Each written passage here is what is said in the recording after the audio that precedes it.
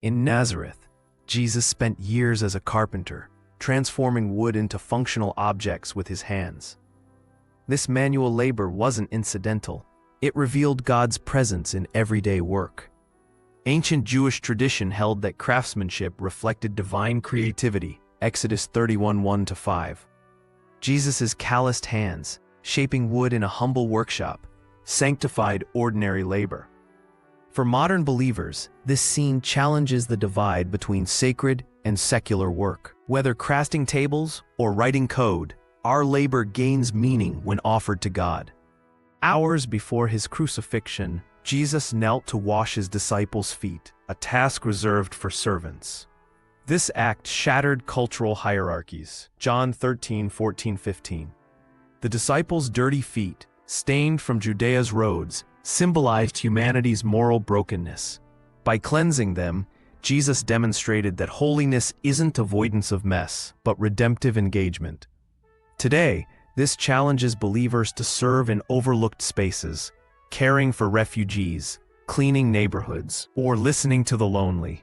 True greatness, Jesus taught, is measured in poured-out love.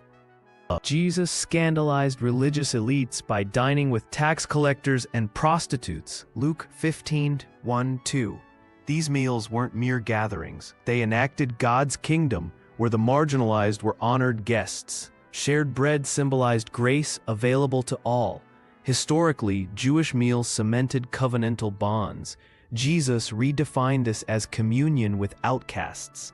For modern churches, this invites inclusive fellowship, breaking barriers of race, class, or past mistakes. Holiness flourishes where tables welcome the unworthy. Jesus often taught outdoors, like the Sermon on the Mount or parables by Galilee's shores, Mark 4:1.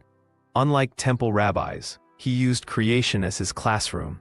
Seeds, birds, and nets illustrated divine truths. The sea, both workplace for fishermen and chaos symbol in Scripture, became a backdrop for kingdom lessons. This reminds believers that God speaks through nature, workplaces, and mundane moments. Holiness isn't confined to sanctuaries. It echoes where life unfolds. Despite crowds demanding his attention, Jesus withdrew to desolate places to pray, Luke 5:16.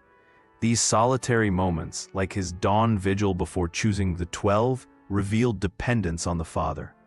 Ancient Jewish piety valued communal worship, but Jesus modeled that holiness also requires intentional solitude. For believers today, disconnecting from noise to seek God's voice remains vital. As Henry Nouwen wrote, "Without solitude, we lose our center." Prayer is an escape. It's the engine of transformative service.